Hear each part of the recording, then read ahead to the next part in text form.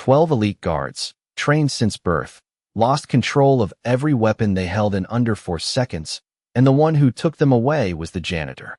I remember the exact moment the report crossed my desk because at first I thought it was a joke, the kind recruits whisper about when they think command isn't listening, the kind of story that gets passed around to make long shifts feel shorter, but the file was real, stamped with clearance codes that don't get used for humor, and attached to it was my own authorization signature, which meant I had already approved the incident review and somehow still hadn't processed what it meant, and that is when I understood something was wrong, not with the report, but with us, because the Galactic Guard does not make mistakes like that.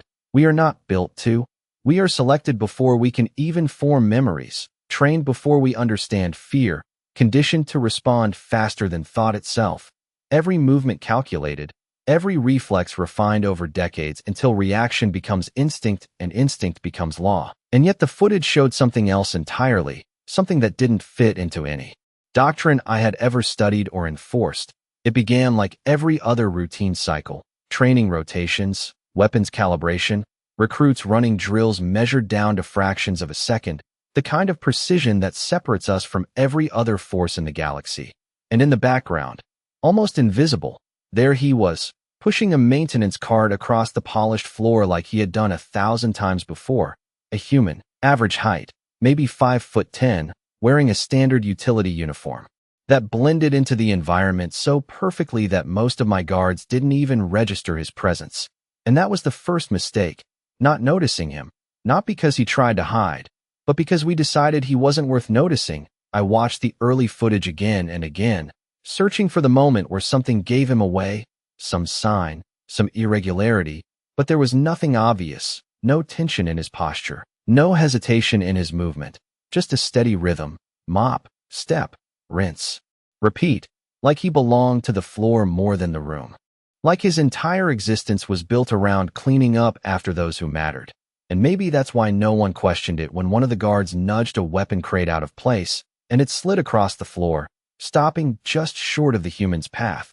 Because in our minds, the hierarchy was clear: guards command, others comply, but the human didn't rush, didn't flinch, didn't even look surprised. He simply adjusted his path by a few inches, nudged the crate back into position with the side of his foot, and kept moving, efficient, precise, almost practiced. And that was the second mistake, ignoring that kind of precision.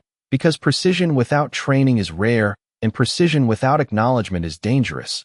I paused the footage at that moment more times than I can count, zooming in on details most would miss: the angle of his step, the timing of his movement relative to the guard's reaction. It was too clean, too exact, like he had already mapped the space before the crate ever moved, and still, no one reacted. Because why would they? He was a janitor, a background function, a non-threat. And that belief held strong right up until the moment everything changed, right up until the guards decided to turn routine into entertainment. Because arrogance always looks harmless until it isn't. And when I finally let the footage play forward again, I realized something that no amount of training had prepared us for. The problem was never that the human was in the room. The problem was that we had spent our entire lives learning how to fight enemies who wanted to be seen, and we had no idea what to do with one who didn't. By the time I reached the midpoint of the recording, I had already reviewed the credentials of every guard present in that room, and there were no weak links, no inexperienced recruits, no anomalies in their training records. Each one had passed every evaluation we have: reaction drills measured in milliseconds, decision-making under pressure, adaptive combat scenarios that simulate environments most species would not survive for 10 seconds. These were not ordinary soldiers. They were the standard by which all others are judged, and that is why what happened next could not be explained by error, because error requires uncertainty, and our guards are not uncertain. They are precise, predictable in the best possible way, which is exactly why the human should have been irrelevant. I slowed the footage again as the guards began to notice him, not because he did anything dramatic, but because one of them, a veteran named Corin Hale, decided to turn routine into demonstration. He stepped into the human's path, not aggressively, not even intentionally hostile, just the kind of casual obstruction that comes from knowing you will not be challenged.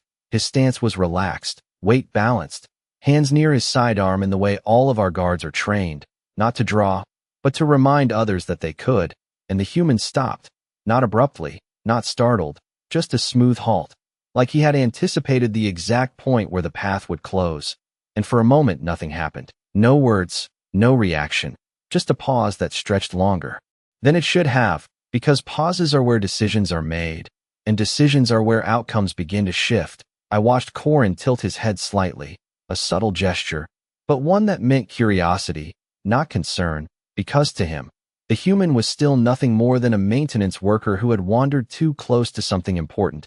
And then he spoke, not loud, not commanding, just enough to establish hierarchy, telling the human to step aside, to clear the path, to move along, the kind of instruction that does not require compliance, because it assumes it, and the human responded in a way that did not match the expectation, not with defiance, not with submission, but with something far more unsettling. He acknowledged the request with a small nod, adjusted his grip on the handle of his cleaning tool, and shifted his stance by less than an inch, and that was it.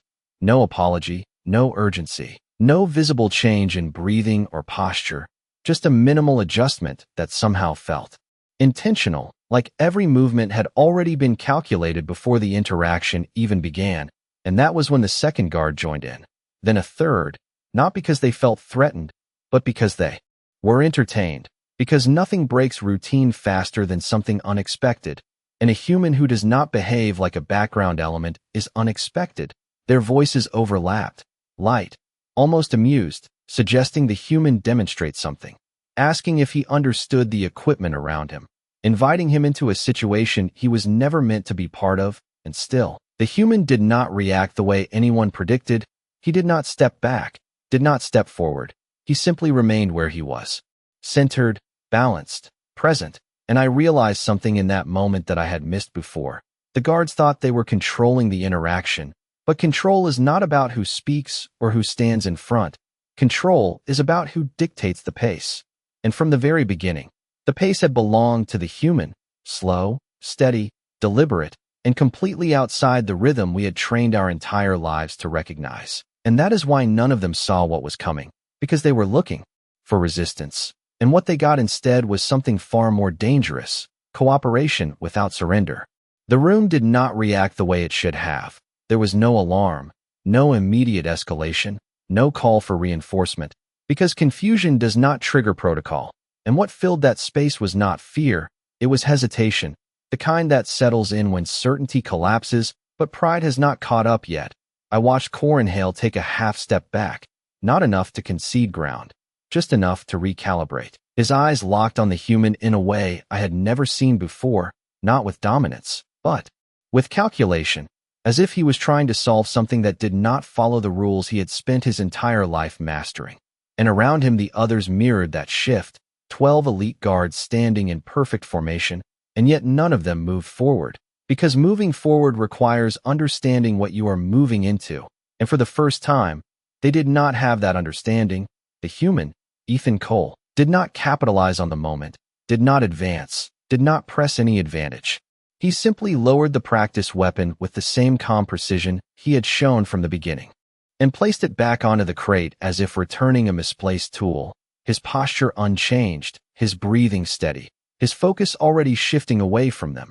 And that was the part that unsettled me the most, not what he had done, but what he chose not to do, because restraint at that level is not instinct, it is discipline, and discipline like that does not come from nowhere. Corin finally spoke again, but the tone had changed, the casual authority replaced by something quieter, more deliberate, asking the human where he had learned to move like that, not demanding, not commanding, just asking.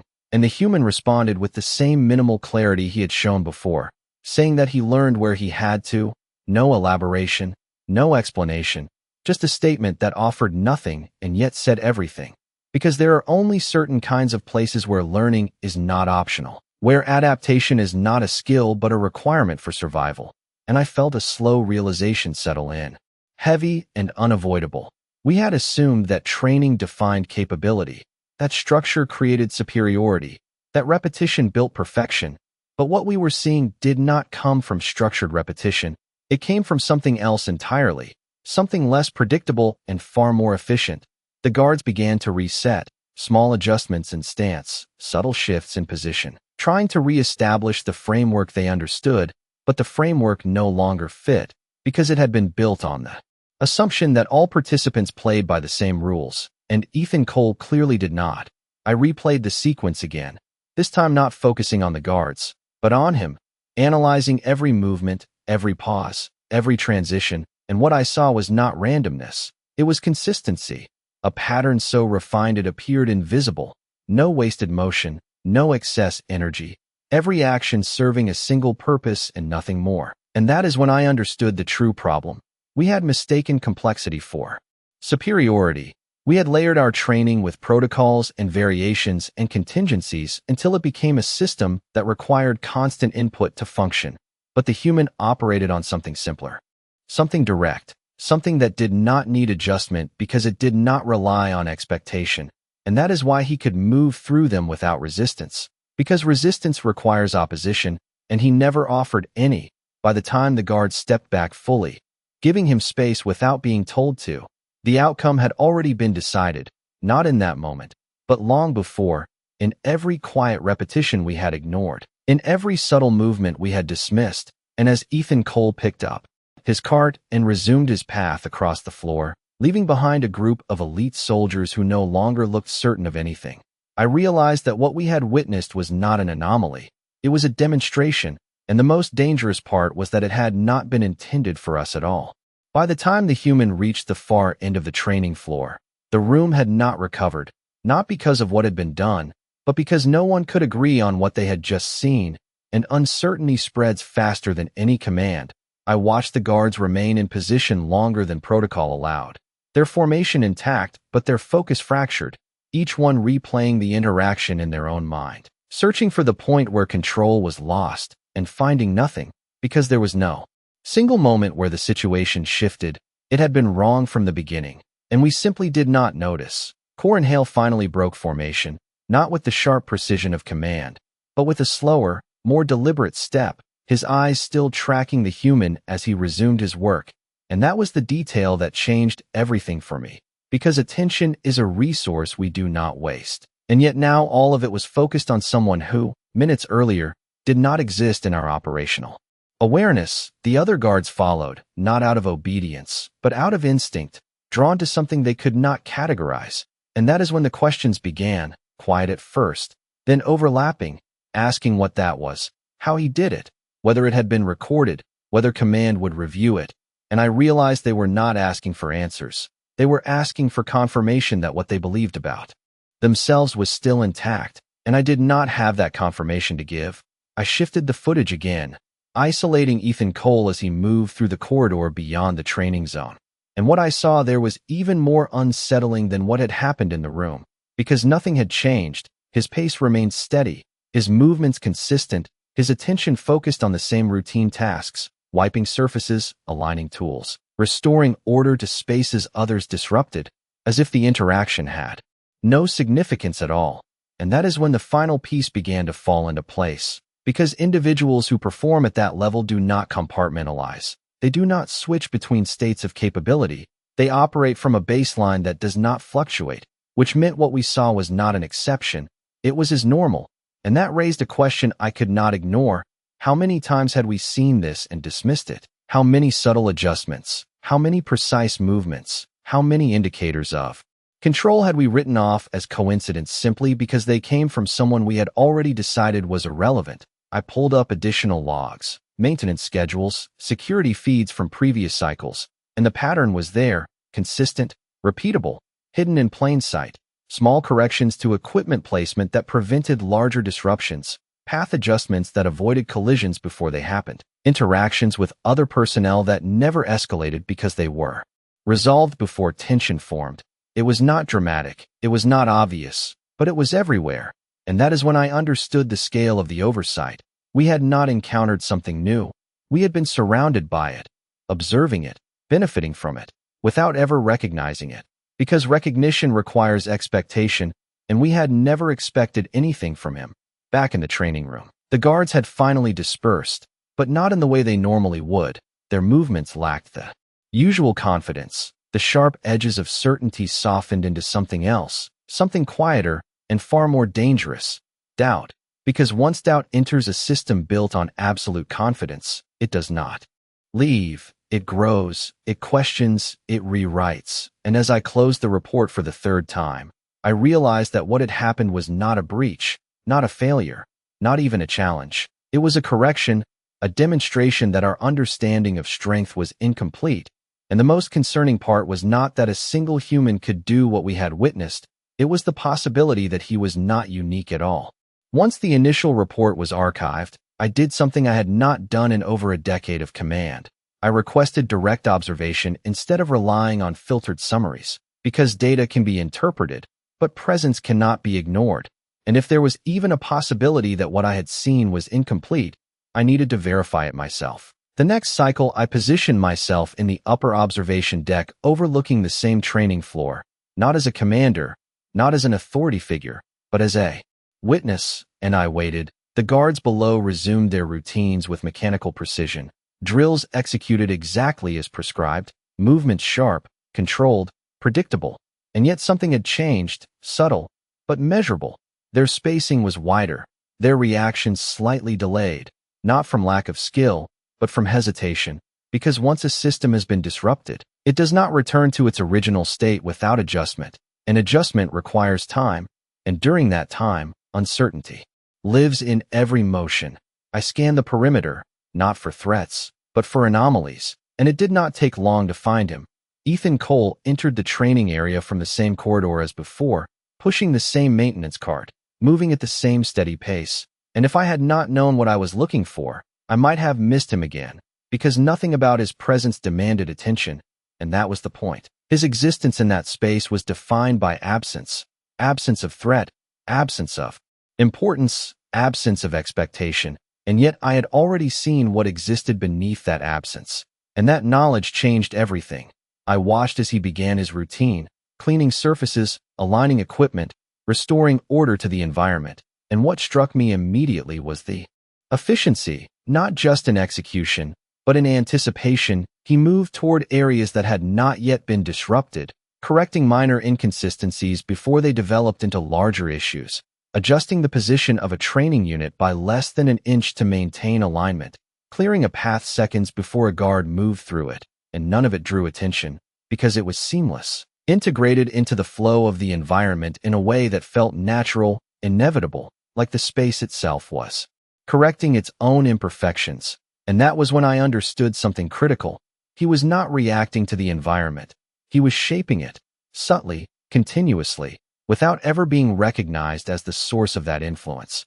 One of the guards, not Corin this time, but another veteran, approached the edge of the cleaning zone, his posture confident, his movements deliberate, and I watched closely. Not for confrontation, but for interaction. The guard paused, just for a fraction of a second, his eyes shifting toward the human. And in that moment, I saw the hesitation, the memory of the previous cycle still present, still unresolved, and that hesitation altered his behavior. He adjusted his path slightly, avoiding the human instead of expecting the human to yield, and that was the first visible shift in hierarchy I had ever witnessed in that facility. Not commanded, not enforced, but chosen. And the human did not acknowledge it, did not react, did not even look up. He simply continued his task as if nothing had changed, and that lack of acknowledgement reinforced the shift more than any display of dominance ever could, because dominance that is not recognized is still dominance. But it is something else as well. It is control at a level that does not require validation. And as I continued to observe, the pattern repeated, small adjustments from the guards, subtle avoidance, increased awareness, and all of it centered around a single individual who did nothing to demand it. And that is when the final realization settled into place, heavy and undeniable.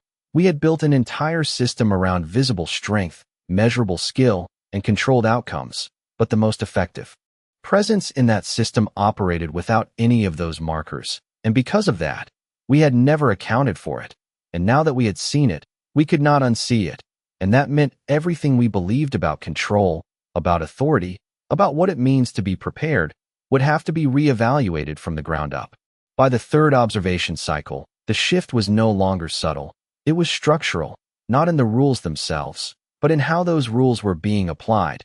And that distinction mattered more than anything we had trained for, because doctrine only holds power when it is followed without hesitation, and hesitation had begun to appear everywhere, not as fear, not as weakness, but as recalculation. And recalculation slows systems that were designed for immediate response. I watched as the guards initiated a coordinated drill, a multi-angle engagement scenario that requires absolute synchronization, every movement timed to the millisecond, every position aligned with the others to create a seamless pattern of control.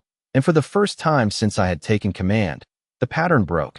Not completely, not enough to trigger failure, but enough to be visible. One guard adjusted too early, another compensated too late, and the flow fractured for less than a second before correcting itself. But that second mattered, because in our system, perfection is not the goal, it is the baseline, and anything less than that is deviation. I shifted my focus to the perimeter again, and there he was, Ethan Cole, moving through the same routine, the same quiet efficiency, but now the environment around him was different. The guards were aware, not overtly, not in a way that could be measured in standard metrics, but in the way their attention drifted toward him without intent, in the way their movements accounted for his presence even when he was not directly involved. And that was when I understood the true extent of the disruption. It was not that he had altered their capability, it was that he had altered their awareness, and awareness changes everything. Because once you are aware of something you cannot predict, every decision carries an additional variable, and additional variables slow response time, and slowed response time creates vulnerability, even in systems that are otherwise flawless. One of the senior instructors approached the center of the floor, calling for a reset, his voice steady, his authority intact. But I could hear the difference, a slight tightening, a controlled precision that suggested he was compensating for something he could not fully define.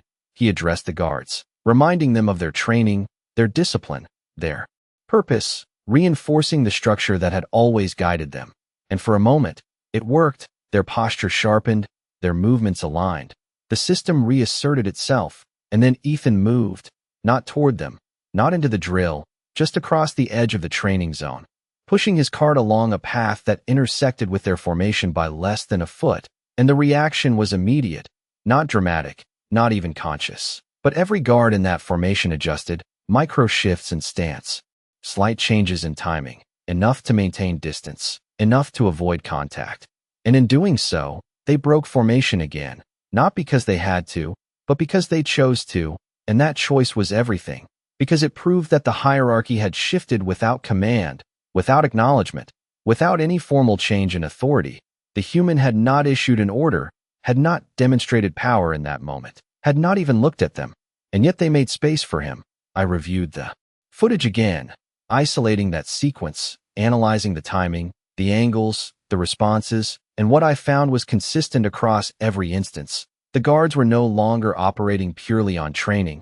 They were incorporating him into their decision-making process, and that meant he had become a factor, an unregistered, undefined variable that influenced behavior without being recognized as influence. And that is when the implications became clear, because in any system, the most dangerous variable is the one you do not formally acknowledge, the one that exists outside of your models, outside of your predictions, outside of your control. And as I watched Ethan Cole continue his routine, unchanged, unaffected, moving through a space that was quietly adjusting itself around him, I realized that we had not just encountered a new kind of capability, we had encountered a new kind of presence, one that does not dominate through force or command, but through inevitability. And once something becomes inevitable, resisting it is no longer an option, it is simply a delay. By the fourth cycle of observation, I stopped looking for confirmation and started looking for origin, because what we were seeing was no longer an isolated anomaly. It was a pattern with roots, and patterns do not exist without cause. I accessed deeper personnel records, not the standard assignment logs, but the archived intake files that most commanders never bother to review once a role has been assigned. And that is where I found the first inconsistency. Ethan Cole was listed as maintenance staff, assigned to facility sanitation and equipment alignment, clearance level minimal, no combat designation, no advanced training markers, nothing that would justify the level of capability we had witnessed. And yet his transfer history did not align with that profile. Prior assignments included high-risk environments, remote stations with failure rates above acceptable thresholds, locations where systems break down faster than they can be repaired, where routine is a luxury and adaptation is the only constant. And that was when the context shifted, because training builds response, but environment builds necessity, and necessity creates efficiency that training cannot replicate. I returned to the live feed just as Ethan entered a secondary corridor adjacent to the main training floor, a narrower space, less populated, used primarily for equipment transport and system access. And for the first time, I saw him pause, not in response to a person, but to the environment itself. His gaze moved across the corridor, not scanning in the way our guards are trained to scan for threats, but assessing, measuring, identifying variables that most would ignore: a loose panel, a misaligned support bracket, a slight delay in the automated door cycle. And within seconds, he adjusted all of it, not with tools, not with formal procedure, but with small, precise movements that restored function without drawing attention. And that was when I understood something that had been present from the beginning but had gone unrecognized. His role was not maintenance, it was correction. He did not clean because the space was dirty. He cleaned because disorder existed, and disorder, no matter how small, was something he did not allow to remain. Back on the main floor, the guards continued their drills, but the influence persisted, their formations subtly adapting to his presence even when he was no longer in direct proximity, their timing adjusting to account for variables they could not define. And that is when the instructor made a decision that confirmed everything I had begun to suspect. He halted the drill entirely, not due to failure, but due to inconsistency, citing deviation from optimal performance thresholds. And while his words remained within protocol, the cause of that deviation was not something he could formally state, because it did not exist within the parameters of our system. You cannot report what you cannot classify, and Ethan Cole was not classified as anything relevant to their performance, and yet he was affecting it. I isolated the timeline again, mapping his movements against the fluctuations in guard performance, and the correlation was exact, not because he interfered, but because he existed within the same space, and that existence alone altered outcomes. And that is when the realization reached its final form.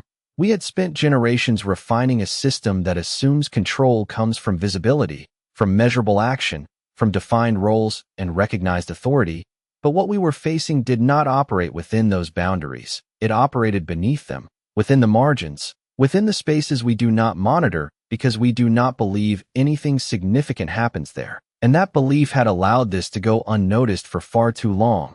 As Ethan resumed his path, moving back toward the main corridor, his cart rolling with the same steady rhythm, I understood that what we had witnessed was not the peak of his capability. It was the baseline, and baselines are what define limits, which meant our understanding of limits was incomplete.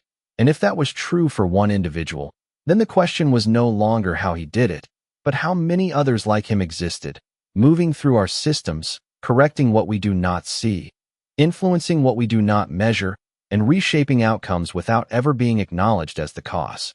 By the time I compiled the extended correlation map, the conclusion was no longer theoretical. It was measurable, repeatable, and impossible to dismiss. Every deviation in guard performance, every micro delay in execution, every subtle shift in spatial awareness aligned precisely with the proximity and movement of a single individual who officially held no operational relevance. And that contradiction was the most dangerous variable I had ever encountered, because systems do not fail from what they recognize, they fail from what they ignore.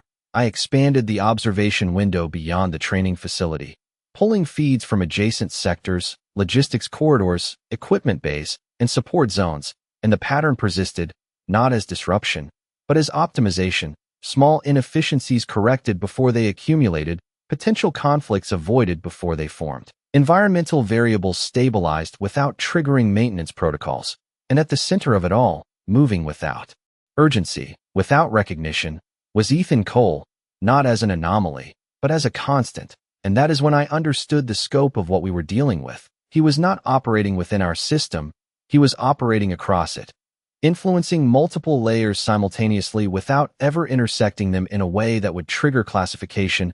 I initiated a controlled test, not an engagement, not a confrontation, but a variable insertion, adjusting a section of the training floor by a margin small enough to pass standard tolerance checks, but large enough to create a measurable inconsistency in guard movement, a misalignment of less than half an inch across a 20-foot span, the kind of deviation that would not be corrected immediately, but would gradually impact performance over time.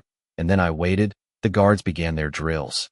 Their movements precise as always, but within seconds, I saw the shift, minor corrections, slight adjustments, compensations that maintained function but reduced efficiency, exactly as predicted. And then Ethan entered the space, not directed, not summoned, simply following his routine, and as he moved along the perimeter, his gaze passed over the altered section, and he paused, not for long, just enough to register the inconsistency, and without drawing attention, without interrupting the flow of activity, he made a single adjustment, a slight repositioning of a floor anchor, a correction so minimal it would not appear in standard logs, and the effect was immediate. The guards' movements realigned, their timing restored, the system returned to optimal function as if the deviation had never existed. And that was the moment the hypothesis became fact. He was not just influencing behavior. He was maintaining system integrity at a level we had never accounted for, not through authority, not through instruction, but through direct interaction with the variables themselves. And the implications of that realization extended far beyond a single facility. Because if one individual could operate at that level without recognition, then our entire model of operational awareness was incomplete. I reviewed his file again, this time not for what was present, but for what was missing. No recorded advanced training, no specialized designation, no formal acknowledgement of the capabilities we had observed, and that absence was not an oversight. It was a pattern, because records are designed to capture what systems value, and our system did not value what he represented, which meant it did not record it. And what is not recorded does not exist within the system's understanding, and what does not exist cannot be prepared for. I returned to the live feed one final time, watching as Ethan Cole continued his work, unchanged, unacknowledged, moving through a facility that had begun to unconsciously adapt to his presence. And I realized that the most critical question was no longer how he did what he did, but why he was here at all, because individuals like that are not assigned randomly. They are placed, and placement implies intent. And if there was intent behind his presence, then the possibility that we were observing only a fraction of a much larger structure was no longer speculation.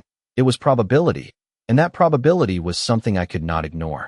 Once the possibility of intent entered the equation, observation alone was no longer sufficient, because intent changes behavior when it is acknowledged, and I needed to determine whether Ethan Cole would react to direct attention or continue operating as if nothing had changed. So I initiated a controlled presence, not an order, not a confrontation, but a simple deviation from routine. I descended from the observation deck and entered the main training floor during an active cycle, something I rarely do without formal announcement, and the effect was immediate. The guards straightened, their movements sharpened, their awareness redirected toward me, because authority demands recognition, and recognition reshapes the environment. And that was exactly what I wanted to contrast. I moved through the formation slowly, observing their reactions, noting the precision, the discipline, the expected patterns of response. And then I shifted my attention, not to them, but to the far edge of the floor, where Ethan continued his work, unchanged, unaffected by my presence in a way that no one else in that room could replicate. And that alone confirmed the first part of my hypothesis. He did not operate within our hierarchy because he did not acknowledge it as a defining structure. I approached him directly, not aggressively, not with the posture of command, but with intent clear enough to register. And for the first time since this began, he looked up before I spoke, not in surprise, not in reaction, but in anticipation, as if he had already accounted for the possibility of this interaction and simply waited for it to occur. And that was when I understood the second layer of the problem. He was not just aware of the environment. He was aware of the patterns within it, including mine. I asked him a simple question, not about the incident, not about his actions, but about his role, asking how long he had been assigned to this facility, and his response was immediate, precise, and completely unremarkable on the surface. He gave a duration, a number of cycles that matched his official record, But what mattered was not the answer, it was the delivery, calm, neutral, without any attempt to expand or clarify, exactly what someone in his position should say, and yet it felt incomplete. Not because he was withholding information, but because he was operating within a boundary that I could not define. I adjusted my approach, shifting the question slightly, asking whether he had observed any irregularities in the facility operations, and for the first time, there was a pause, not hesitation, not uncertainty, but evaluation, and then he responded, not with specifics, not with reports or data, but with a statement that reframed the entire concept. He said that irregularities are only visible when you are not part of them, and then he returned to his task, ending the interaction. Without dismissal, without acknowledgement, simply by continuing. And that was the moment everything aligned, because his answer was not about the facility, it was about perspective, about the difference between observing a system and existing within it.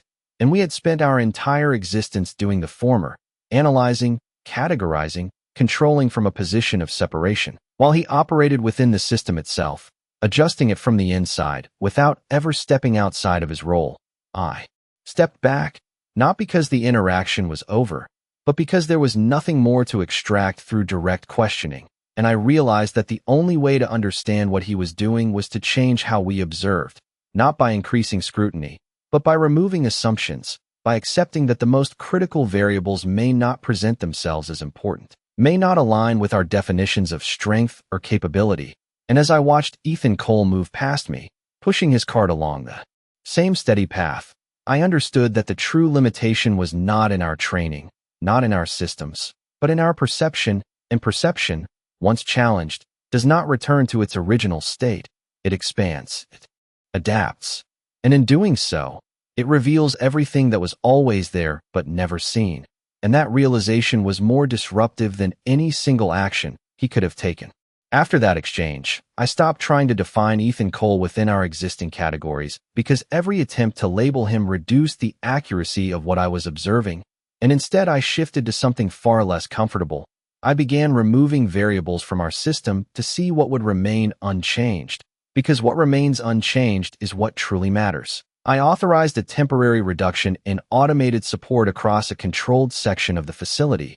Nothing critical, nothing that would trigger alarms. Just enough to introduce friction into processes that normally ran without interruption, doors delayed by a fraction of a second, lighting cycles slightly desynchronized, environmental controls operating at the edge of acceptable variance, the kind of imperfections that accumulate quietly until performance begins to degrade.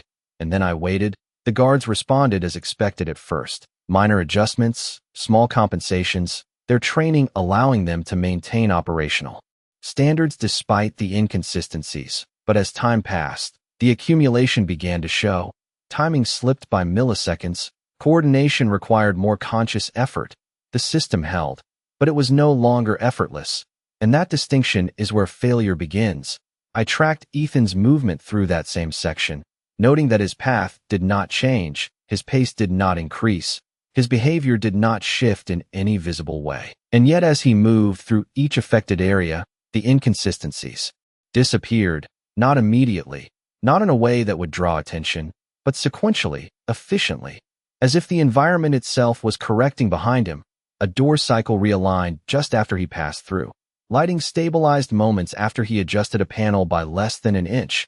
Airflow normalized after a brief pause near a control unit that did not even register his interaction in the system logs. And that was when I understood the scale of what he was doing. He was not responding to problems, he was preventing them from existing long enough to be recognized. I overlaid his movement with system diagnostics, and the correlation was absolute. Every correction aligned with his presence, every restored function followed his path, and still, there was no formal record, no logged intervention, no acknowledgement within the system itself that anything had occurred, which meant from the system's perspective, nothing had changed. Everything remained within acceptable parameters, and that illusion of stability was maintained entirely by someone the system did not recognize as relevant. Back on the training floor, the guards began to feel the difference without understanding the cause. Their movements regained sharpness, their timing realigned. The friction that had been introduced quietly disappeared, and with it, their awareness of the disruption, because when a system returns to normal, it does not question how it got there. It simply continues, and that is why his presence remained invisible, not because it could not be seen, but because it removed the need to look. I realized then that what we had been calling training, discipline, and control were only part of the equation. They defined how we operated within stable conditions, but they did not account for how stability itself was maintained, and Ethan Cole was operating at that level, not as a participant in the system, but as a stabilizing force within it. And that role does not require recognition. It requires consistency, precision, and an understanding of variables that most would never consider important.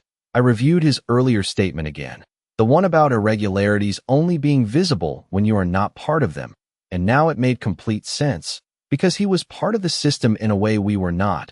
We interacted with it, controlled it, imposed structure upon it, but he existed within it, adjusting it from the inside, without ever stepping outside of his role, and that difference was everything.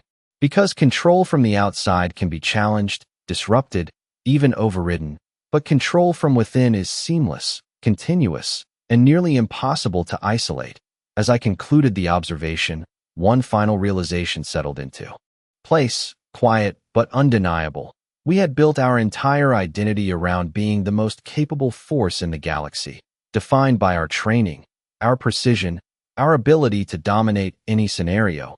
But none of that addressed the most fundamental requirement of any system, stability, and the one individual ensuring that stability operated beneath our awareness, without rank, without recognition, without even being considered part of the equation. And that meant the foundation of everything we believed about ourselves was incomplete, not because we were wrong, but because we had never considered what existed beyond our perspective.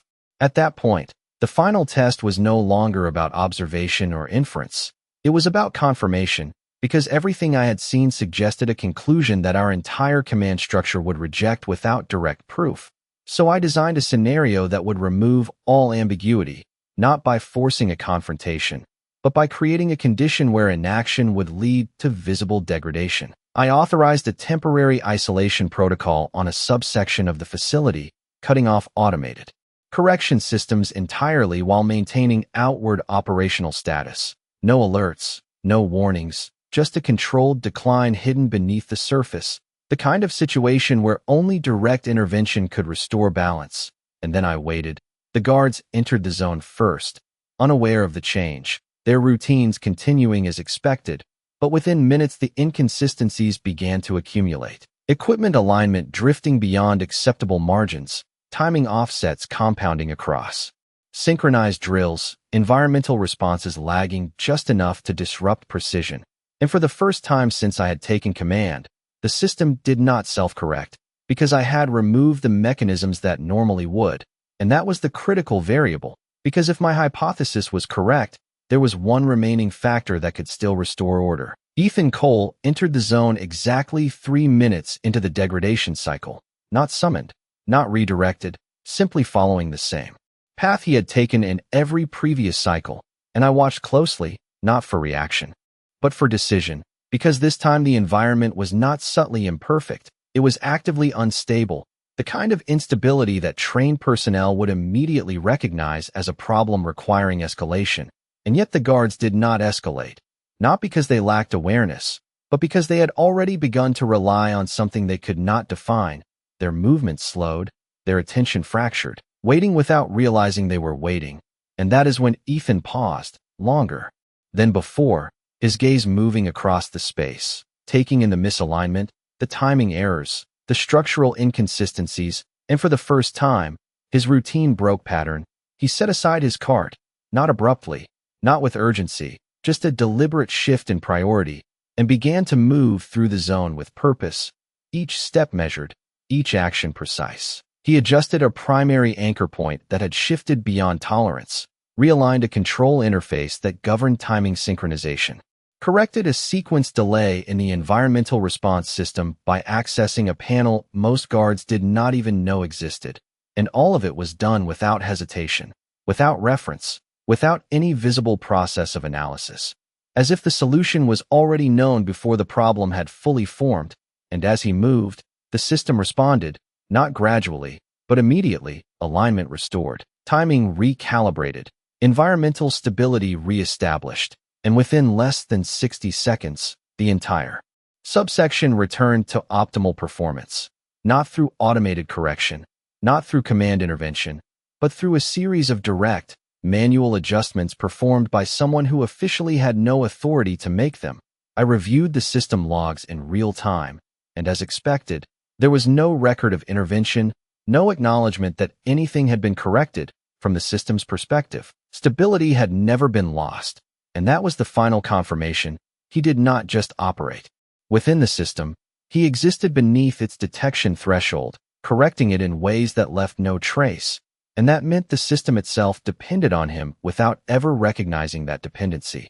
The guards resumed their drills, their movements sharp once again, their confidence restored, and none of them questioned how the instability had resolved, because resolution without awareness reinforces assumption, and assumption is the foundation of every system we build.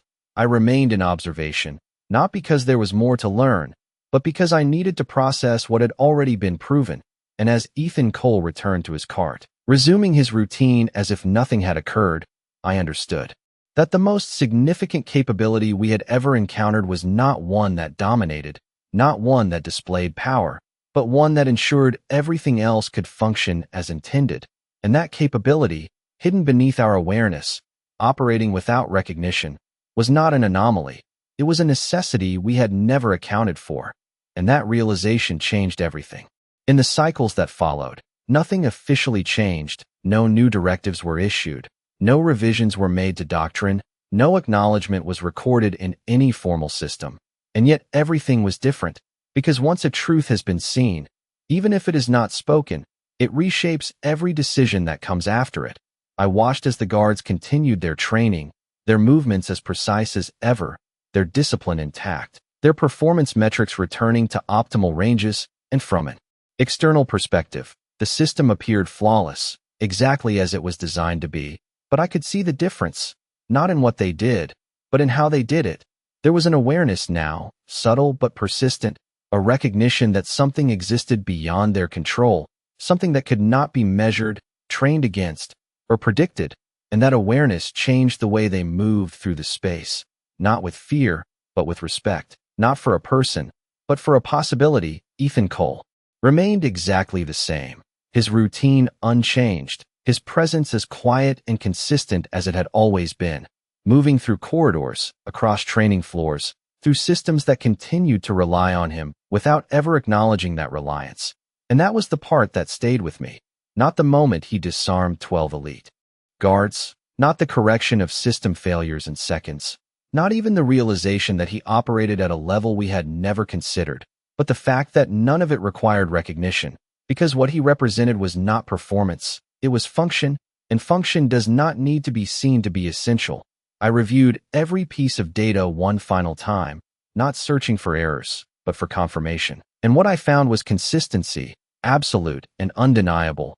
Every system that operated at peak efficiency intersected with his presence. Every environment that maintained stability did so within his range of influence.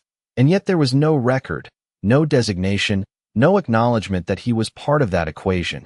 And that absence was no longer an oversight.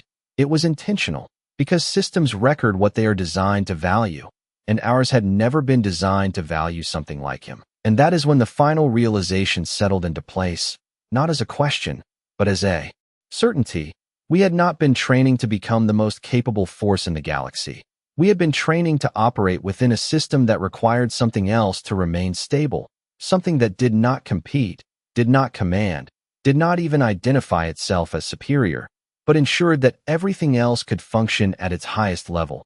And that meant the foundation of our strength was not what we had believed. It was something quieter, something constant, something we had never considered. Because it did not fit our definition of power, I stood on the observation deck one last time, watching as Ethan Cole moved across the floor below, his cart rolling with the same steady rhythm, his movements as precise and unremarkable as ever, and I understood what we had been missing, not just about him, but about humans as a whole. They do not need to dominate a system to control it. They do not need to announce their presence to define an outcome. They operate within the structure, beneath it. around it, shaping it in ways that leave no trace and require no acknowledgement. And that is why we never saw it, because we were looking for something that looked like us, something that followed the same rules, the same patterns, the same visible markers of strength. And what we found instead was something entirely different, something that does not break systems, does not challenge them directly, but makes them depend on its presence without ever realizing it. And as that understanding settled in, there was only one conclusion left to accept, not as a statement, but as a fact that would reshape everything we believed moving forward. We were never the highest level of control in this facility. We were the most visible, and visibility, I now understood, is not the same as power.